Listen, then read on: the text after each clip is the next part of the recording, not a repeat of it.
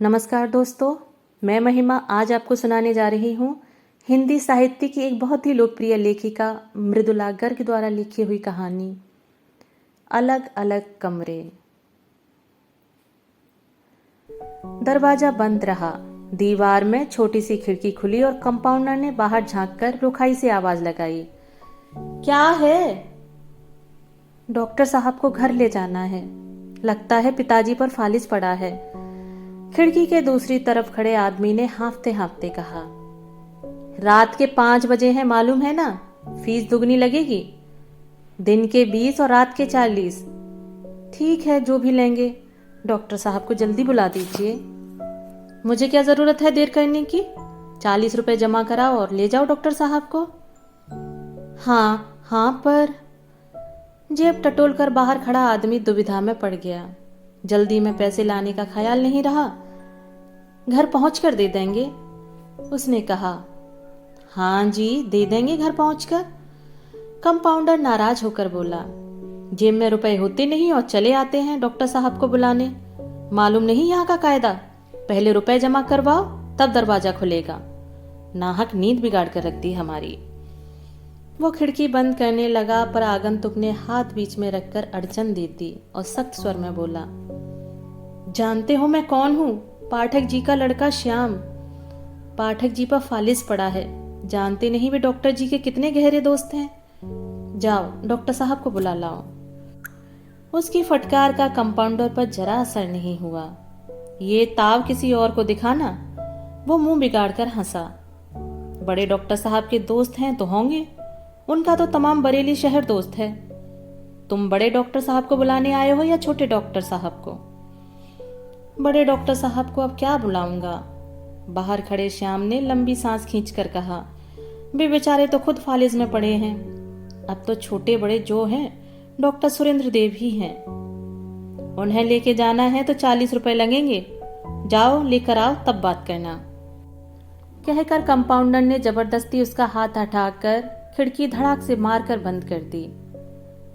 Compounder, compounder! तभी भीतर से जोरदार पुकार सुनाई दी। सत्यानाश! अब ये बुढ़ऊ जाग बैठा है तो सारी रात वीरान समझो। बुड़बुड़ करता कंपाउंडर भीतर मुड़ गया। श्याम रुपए लेने घर लौट गया। रात जब सहसा पिता फर्श पर गिरकर ढेर हो गए थे तो जैसा था वैसा उठकर डॉक्टर को बुलाने दौड़ गया था। जल्दी में रुपए साथ लेने का ख्याल ही नहीं आया था। 40 रुपए उसके पास थे भी नहीं। उसकी अपनी नौकरी है नहीं और पिता पिछले बरस रिटायर हो गए हैं। आजकल हाथ तंग चल रहा है। फिर भी माँ के कहने पर शायद रुपयों का कुछ जुगाड़ हो जाए। कंपाउंडर अंदर पहुंचा तो बिस्तर पर पड़े बूढ़े डॉक्टर नरेंद्र देव ने पूछा, कौन आया था? मरीज। तो लौटा क्यों दिया? फीस लेने गया है। फीस लेने? शर्म नहीं आती? फीस पहले लोगे, देखोगे बाद में। मैं क्या करूं, डॉक्टर साहब का हुक्म है। हुक्म के बच्चे! डॉक्टर नरेंद्र देव दहाड़ उठे। उनकी देह पर फालिज जरूर पड़ा था, पर आवाज वैसी की वैसी ही करारी थी। वो पाठक जी का लड़का था या नहीं? कड़क कर उन्होंने पूछा। जी। तब जानता नहीं है हमारे जिगरी दोस्त हैं? जी, पर मुझे तो हुक्म डॉक्टर साहब का बजा लाना होता है। कुछ झिझक कर कंपाउंडर ने कह डाला, ठीक है, बुला कर ला सुरेंद्र को। सोते से जगाऊंगा तो नाराज होंगे डॉक्टर साहब। जाकर कह मैं बुला रहा हूं। नरेंद्र देव ने ऐसे स्वर में कहा जो हुक्म की फौरन तामील चाहता था। कंपाउंडर हिचकिचाया। पुराना आदमी था। उसे वे दिन याद थे जब डॉक्टर साहब पर फालिज नहीं पड़ा था। जल्दी जा! नरेंद्र देव फिर चिल्लाए। कंपाउंडर चल दिया, पर बुड़बुड़ाता भी गया। मैं बुला रहा हूं तो ऐसे कह रहे हैं जैसे इनकी सुनते ही वह दौड़े चले आएंगे।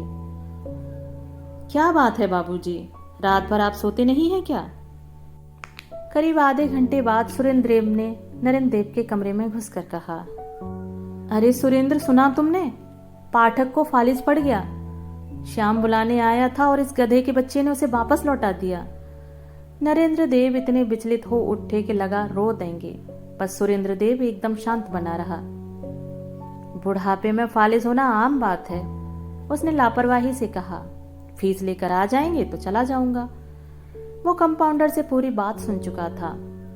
फीस फीस, नरेंद्र देव जोर से चीखे और बदन को झटका देकर बिस्तर से उठने की कोशिश करने लगे। पूरा जोर लगाने के बावजूद सिर्फ बायां हाथ ऊपर उठकर रह गया। कुछ जुम्बिश बाएं पांव ने भी की, पर बाकी जिस्म लकड़ी के कुंडे सा बेजान पड़ा रहा। वे तड़फड़ा कर रह गए। बदन को हिलाने की पूरी ताकत का इस्तेमाल कर जोर से दहाड़ उठे। जानता नहीं, पाठक मेरा जिगरी दोस्त है, उनसे फीस लेगा? आपका तो पूरा शहर जिगरी दोस्त है, किस किस का लिहाज करूं? सुरेंद्र देव ने कहा। सुनकर नरेंद्र देव बेकाबू हो गए। बायां हाथ हिलाकर इतने जोर से चिल्लाए कि मुंह से झाग निकल पड़े। ना शुक्रे, नालायक, कसाई, आप तो बाबूजी नाहक परेशान होते हैं। उनकी हालत देखकर सुरेंद्र ने नम्रता से कहा, मैं अभी चला जाता हूं, आप तो खुद डॉक्टर हैं, जानते हैं। फालिस पड़ा है तो कुछ होना हवाना तो है नहीं। जानता हूं, डॉक्टर नरेंद्र देव ने कहा और सहसा उनकी आवाज धीमी पड़कर टूट गई। अपना कारगर बायां हाथ उठाकर उन्होंने आंखें पोंछ लीं। डॉक्टर नरेंद्र देव काबिल डॉक्टर, नेक इंसान और आदर्श पिता थे। अब उनकी उम्र 60 पार कर चुकी है। अपनी लंबी जिंदगी में उन्होंने हमेशा अपने चरित्र के इन तीनों आयामों की मुश्किल मांगों को पूरा करने की कोशिश की और काफी हद तक कामयाब भी रहे। ये कई बार हुआ कि एक मांग को पूरा करने के लिए उन्होंने दूसरे को नकार दिया, पर यह कभी नहीं हुआ कि इन तीनों की कुर्बानी देकर अपनी खुदगर्ज मांग पूरी की हो। डॉक्टर नरेंद्र देव को श्वेत रंग से बहुत लगाव था। रात हो चाहे दिन, वे हमेशा साफ सफेद लिबास पहने दिखलाई देते थे। चिट्टी खादी की पतलून और बंद गले का कोट दिन में और चिट्टी खादी का कुर्ता पजामा रात में। उनकी कोठी की छतें और दीवारें सफेद बुर्राक थी ही, वही लग तक उजलापन उनके भीतरी साजो सामान में भी नजर आता था। खाने की मेज और बिस्तर पर बिछी चादरें सफेद, सोफे कुर्सियों पर चढ़ा सफेद कपड़ा, बैठक में रखी संगमरमर की गोल सफेद मेज, यहाँ तक कि दरवाजे खिड़कियों पर लटके पर्दे भी सफेद। जो मोटर गाड़ी डॉक्टर देव चलाते थे वो भी सफेद रंग की थी। अपनी 60 साल की जिंदगी में उन्होंने अनेक बार गाड़ी बदली, पर उसके रंग में कोई तब्दीली नहीं आई। एक सफेद गाड़ी बेचकर वे दूसरी सफेद गाड़ी खरीदते रहे। डॉक्टर देव की कोठी के आगे काफी बड़ा बगीचा था, जिसमें मौसम का हर फूल खिलता रहा। वहां भी क्यारियां बेला और मोगरा के सफेद पुष्पों के लिए सुरक्षित थीं। इसके अलावा और भी कई फूलों की सफेद किस्में चुन चुन कर वो रूम में लगवा दी थी। श्वेत गुलाब, श्वेत कनेर, श्वेत लिली और श्वेत गुलदाउदी जैसे फूल अपनी दूधिया या कपूरी शुभ्रता से बाग के अनेक कोनों में अमावस्या की रात्रि में खिली चांदनी का निखार लाए रहती थी। फिर भी अपने इस हरे भरे उद्यान में घूमते हुए वे कई बार कह उठते, मेरा बस चले तो इन तमाम फूलों को सफेद कर दूं।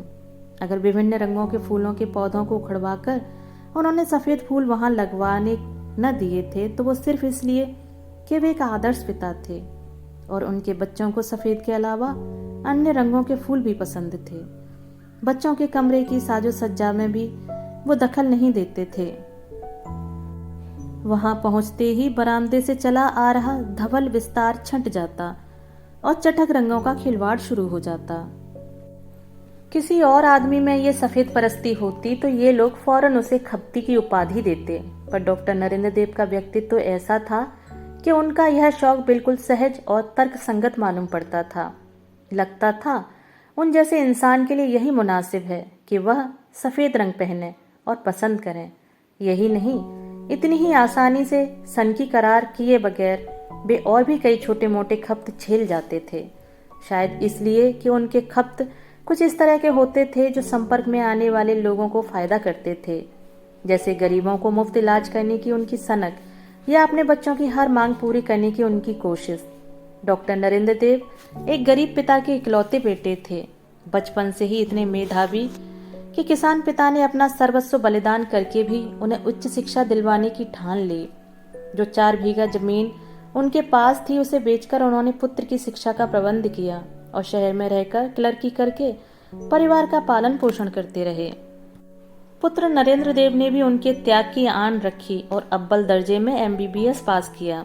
डॉक्टरी की डिग्री मिलने पर हर्ष के अतिरेक ने गरीबों की सहायता करने का जो संकल्प नरेंद्र देव ने किया, आश्चर्य था कि वो सफल और व्यस्त डॉक्टर बन जाने पर भी उसे नहीं भूले। इसका कारण ठीक क्या था, कहा नहीं जा सकता था कि वे स्वयं अभाव में पले थे या कि जन्म से ही उनके चरित्र में संवेदना का दिव्य गुण आ मिला था, या सिर्फ ये कि एक बार ठान लेने पर कोई भी चीज बिना किए छोड़ देना उनकी स्वाभिमानी प्रकृति में नहीं था।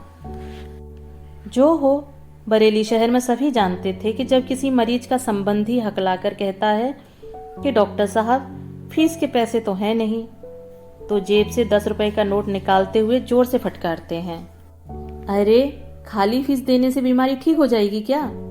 लो जाकर डिस्पेंसरी से जाकर दवा लो, खाने में दूध फल के सिवा कुछ मत देना। डिस्पेंसरी उनकी अपनी थी, जो उनकी कोठी के बाहर वाले बरामदे में जाफरी लगाकर बनाई गई थी। बरामदे से सटे कमरे में बैठकर वे मरीज देखा करते थे और बाहर डिस्पेंसरी में कंपाउंडर दवा बांटा करता था।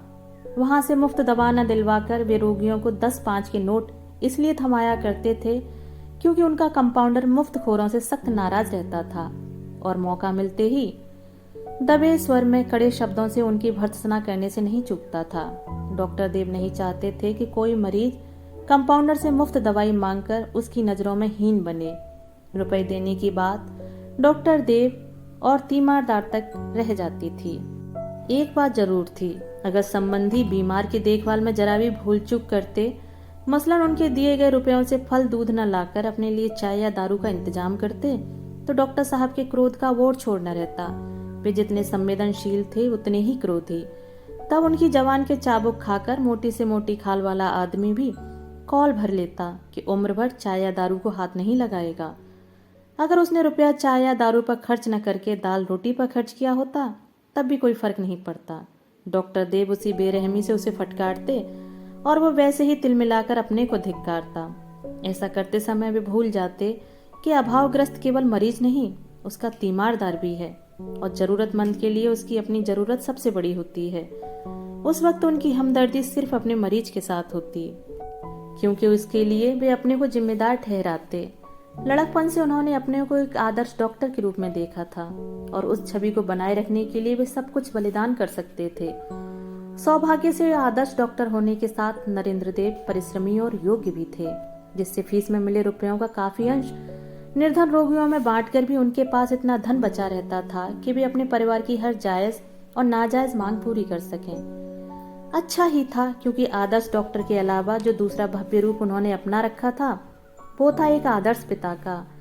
डॉक्टर नरेंद्र देव चाहते थे कि उनके बच्चों को ऐसे किसी अभाव का सामना न करना पड़े जो उन्हें बचपन में झेलने पड़े थे। छात्र जीवन में जो कमी सबसे अधिक सालती रही थी वो थी जगह की तंगी। माँ बाप के साथ एक कमरे के घर में रहते हुए पढ़ने के लिए बरामदे का कोना भर नसीब रहा था। उसी में पढ़ना लिखना और उसी में सोना।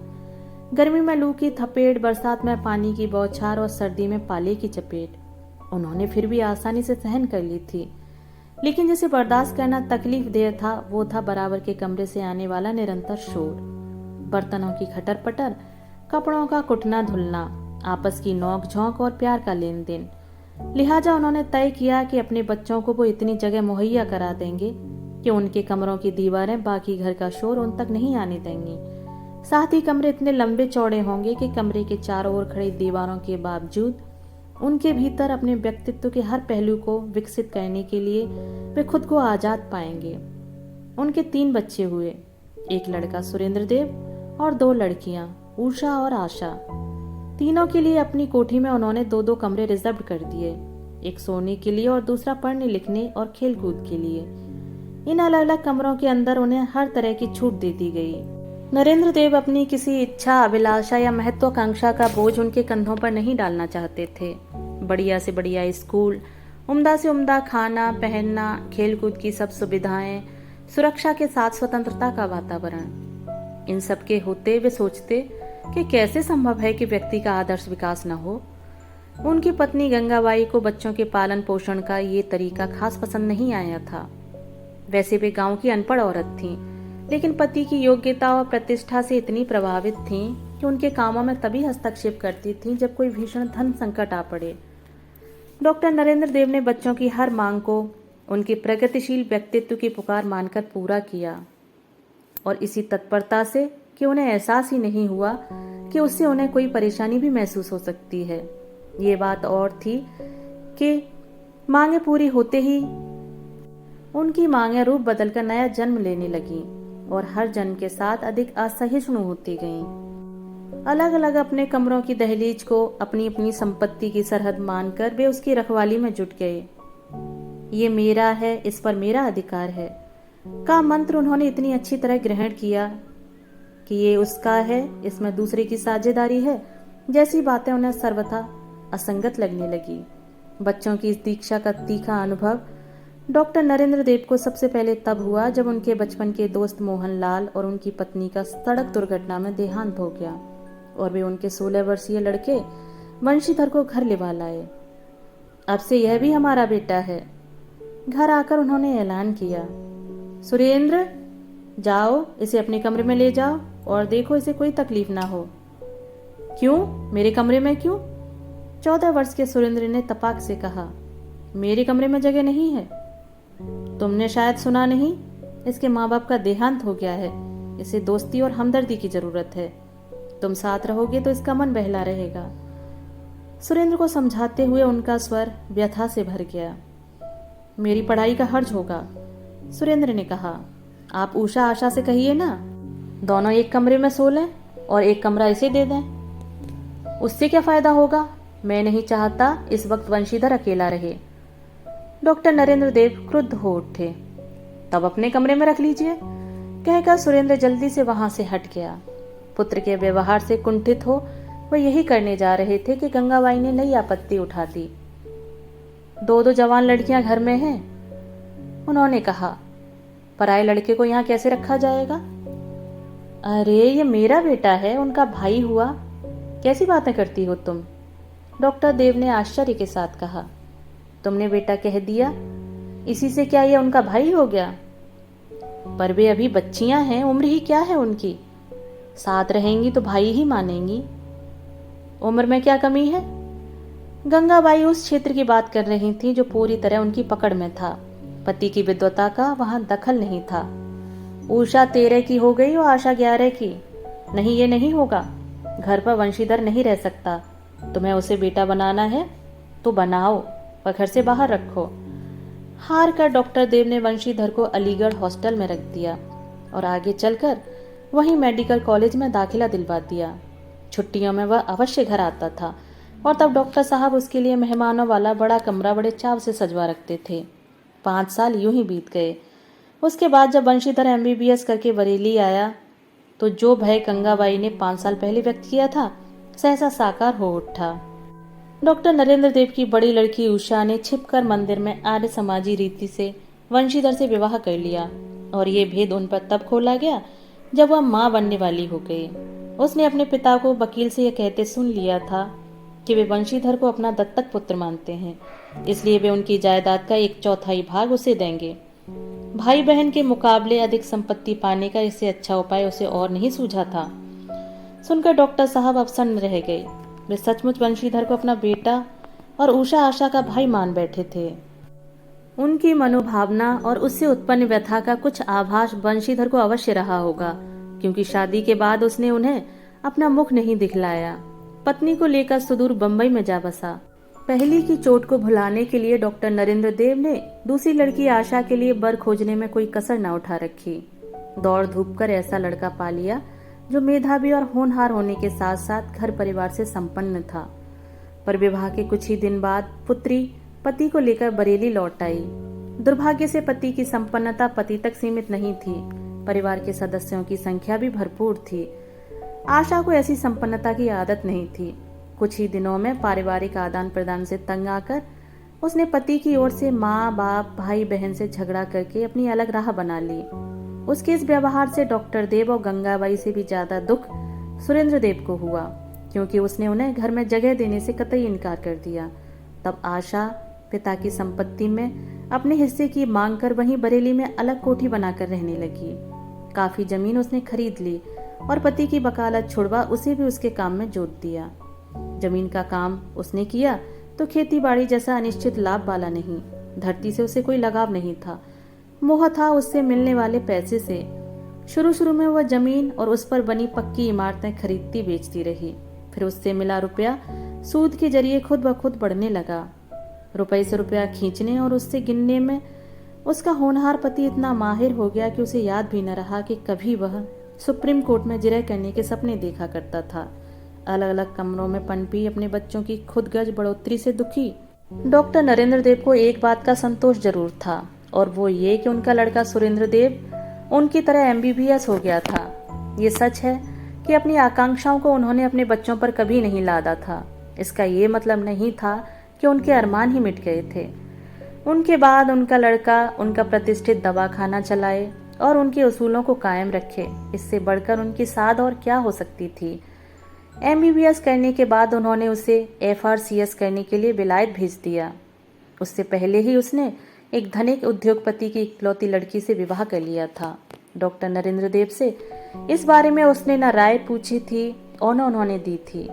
वे उसके डॉक्टर बन जाने से इतने कृतज्ञ थे कि बहू के रूप में डॉक्टर को देखने की अपनी इच्छा का उन्होंने त्याग कर दिया।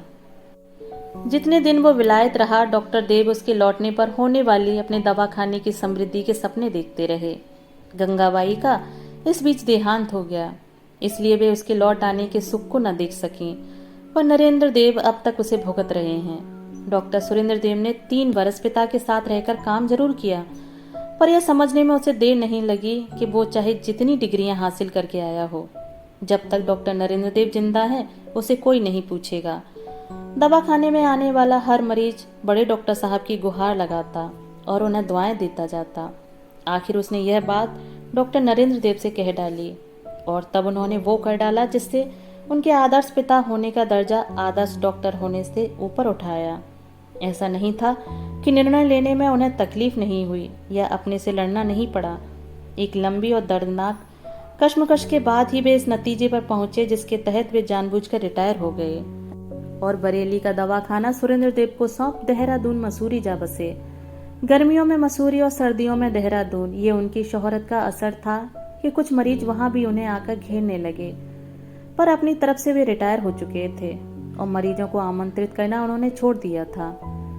वे यही सोचकर खुश रहते थे कि उनके नाम और परिपाटी को उनका लड़का बरेली में जीवित रखे हुए है।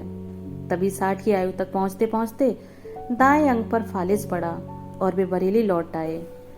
6 महीनों से वे दवाखाने के बराबर वाले अपने कमरे में बिस्तर पर पड़े दवाखाने के उत्तराधिकारी को अपने अधिकारों की रक्षा करते देख रहे थे। बिस्तर पर बिछी सफेद चादर और उनके चेहरे पर जर्दी छाने लगी थी और उन्हें महसूस होने लगा था कि फालिज सिर्फ उनके शरीर पर नहीं, दवाखाने, कोठी और तमाम बरेली शहर पर पड़ गया है। आज उनके सब्र की हद हो गई थी। पाठक के लड़के के दवाखाने से लौट जाने ने उन्हें यह सोचने पर मजबूर कर दिया कि क्या इस हद तक पहुंचकर भी उनके पास सब्र के सिवा कोई चारा नहीं है। क्या हुआ, क्या हुआ? सुरेंद्र देव की गाड़ी जैसे ही बाहर आकर रुकी, डॉक्टर नरेंद्र देव ने आवाजें देनी शुरू कर दी। पाठक जी नहीं रहे, सुरेंद्र ने अंदर आकर कहा। मेरे पहुंचने के कुछ ही देर पहले वे खत्म हो गए। फिर बुदबुदाकर बोला, फीस के रुपए भी नहीं दिए कमबख्तों ने। नरेंद्र देव की आंखों में आंसू बहने निकले। तुम अगर जल्दी पहुंच गए होते, उन्होंने कहना शुरू किया तो सुरेंद्र देव ने बीच में टोक दिया। तभी क्या हो जाता? उनके लिए तो अच्छा ही हुआ, छुटकारा मिल गया। घिसट घिसट कर जी भी लेते तो क्या फायदा होता? नरेंद्र देव देर तक उसकी तरफ देखते रहे। आंखों से आंसू कुछ देर और बहे, फिर अपने आप सूख गए। हाथ बढ़ाकर उन्हें पहुंचने का प्रयत्न उन्होंने नहीं किया। तुम ठीक कहते हो। आखिर चुप्पी तोड़कर उन्होंने धीरे से कहा और फिर दृढ़ स्वर में जोड़ा, मैं वहां जाऊंगा। कहाँ? पाठक के यहाँ। आप वहां जाकर क्या करोगे? सुरेंद्र देव का स्वर हिकारत से सना पड़ा था। क्यों? पाठक मेरे दोस्त थे, उनके बीवी बच्चों को ढांढस बंधाऊंगा, जरूरत हुई तो कुछ मदद कर दूंगा। और जाएंगे कैसे आप? सुरेंद्र ने उसी स्वर में कहा। जैसे भी जाऊं। नरेंद्र देव ने उसकी तरफ से नजरें हटाकर कंपाउंडर से कहा, जाकर हमारे ड्राइवर को बुला लाओ। जाना चाहते हैं तो जाइए, सुरेंद्र ने कहा। आप खुद डॉक्टर हैं, जानते हैं अगर इस बार बाईं तरफ फालिज पड़ गया तो आप बचेंगे नहीं। जानता हूं, नरेंद्र देव ने इतना ही कहा। दोबारा वे ड्राइवर के अंदर आने पर बोले, मुझे पाठक जी के घर तक ले जा सकते हो? उन्होंने कहा। ड्राइवर पुराना आदमी था, 30 साल से उनके यहाँ काम कर रहा था। डॉक्टर नरेंद्र देव के 20 एहसान थे उसके ऊपर। गोद में ले चलूंगा हुजूर, उसने कहा। उसकी जरूरत नहीं, दवाखाने से व्हीलचेयर लेकर आओ। ड्राइवर पास के कमरे से व्हीलचेयर ले आया और गोद में उठाकर उन्हें उस पर बिठला दिया। लुंज पुंज दायां अंग एक तरफ को फिका सा पड़ा रहा, पर बायां पैर जोर लगाकर उन्होंने समेट लिया और बायां हाथ बढ़ाकर बोले, मेरी चेक बुक। ड्राइवर ने तकिए के नीचे से निकालकर उनकी चेक बुक उन्हें पकड़ा दी। तभी उनकी निगाह अभी छोड़े अपने बिस्तर पर गई। सुनो, उन्होंने कहा, मेरी बिस्तर की चादर बदलवा देना। अभी 3 दिन पहले तो बदली थी, फिर मैली हो गई, सुरेंद्र ने खींच भरे स्वर में कहा। सफेद है ना भैया? कुर्सी का हत्था पकड़े ड्राइवर ने मधुर स्वर में कहा। जल्दी मैली हो जाए। पर तुम तो जानो हो, मालिक हमेशा उजले बिस्तर पर सोया करे हैं। कंधे झटक कर सुरेंद्र देव कमरे से बाहर निकल गया। व्हील चेयर को गाड़ी में रखवा डॉक्टर नरेंद्र देव पाठक के घर पहुंच गए। चेक बुक में पाठक की पत्नी के नाम 2000 का चेक पहले ही रख लिया। फालिज पड़ने के बाद अपने बैंक मैनेजर को बुलाकर उन्होंने अपने बाएं हाथ के हस्ताक्षर पक्के करवा लिए थे। चेक बुक भी हमेशा से रहाने रखते थे। बीमारी में जब तब रुपए की जरूरत पड़ती रहती है। उन्हें देखते ही पाठक की पत्नी दहाड़ मारकर रो दी। अरे भैया, अगर तुम पहले आ जाते तो कौन जाने ये बच ही जाते। रोते रोते वे बोले। नरेंद्र देव के मुंह से बोल नहीं निकला। आंखों से आंसुओं की धार अवश्य बह चली। कुछ देर बाद अपने निस्पंद शरीर पर लाचार नजर डालकर उन्होंने कहा, भाभी, अब मैं किस लायक हूं? तुम्हारे हाथ में सिफा है, सीने में दिल है, तुम मुर्दे को भी जिला सकते हो। नरेंद्र देव गहरे सोच में डूब गए। उनकी दृष्टि शरीर के दाएं हाथ से हटकर बाएं हाथ पर केंद्रित हो गई। देर तक वे अपना बायां हाथ हिला डुलाकर देखते रहे। फिर उसे जेब में डालकर 2000 का चेक निकाला और भाभी की ओर बढ़ा दिया। फिर वही हाथ श्याम के सिर पर रख दिया। उसी सोच में डूबे नरेंद्र देव घर पहुंचे तो देखा उनके बिस्तर पर हरे और काले रंग की 4 खानों वाली चादर बिछी हुई है। व्हील चेयर पर बैठे डॉक्टर देव और हत्था थामे ड्राइवर दोनों भौचक के देखते रह गए। इस बिस्तर पर रंगीन चादर किसने बिछाई? चकित स्वर में डॉक्टर बुदबुदाया और नरेंद्र देव ने जोर से आवाज लगाई, सुरेंद्र, कंपाउंडर। सुरेंद्र और कंपाउंडर भीतर घुसे तो ड्राइवर कुर्सी छोड़कर आगे बढ़ गया। भैया, मालिक के बिस्तर पर रंगीन चादर जाने किसने बिछा दी? उसने मीठे स्वर में कहा। वो चाह रहा था किसी तरह डॉक्टर नरेंद्र देव के कुछ कहने से पहले वह चादर बदलवा डालने में सफल हो जाए। मैंने, सुरेंद्र ने कहा। सफेद चादर रोज मैली होती है, रोज बदलनी पड़ती है। आखिर कितनी चादरें रखी जाएंगी घर में? ऐसा न कहो भैया, ड्राइवर ने हाथ जोड़कर कहना शुरू किया कि नरेंद्र देव का दृढ़ स्वर सुनाई दिया। ड्राइवर, ये कमरा बंद कर दो। रात हमारे सोने से पहले बिस्तर पर सफेद चादर बिछा देना। तब तक हम दवाखाने में बैठेंगे। दवाखाने में? अब चकित होने की सुरेंद्र की बारी थी। हाँ, अब से हम दवाखाने में बैठा करेंगे, नरेंद्र देव ने उसी अकिंचित स्वर में कहा।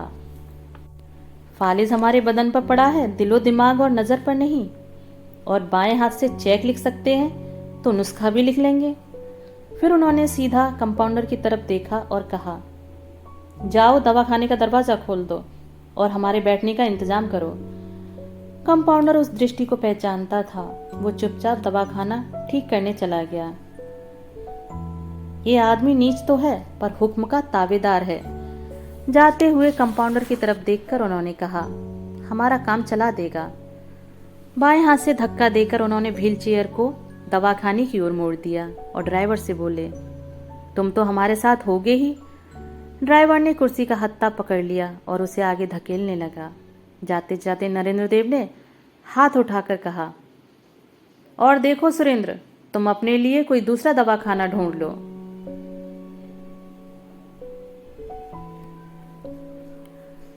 दोस्तों, अभी आप सुन रहे थे मृदुला गर्ग द्वारा लिखी हुई कहानी अपने अपने कमरे।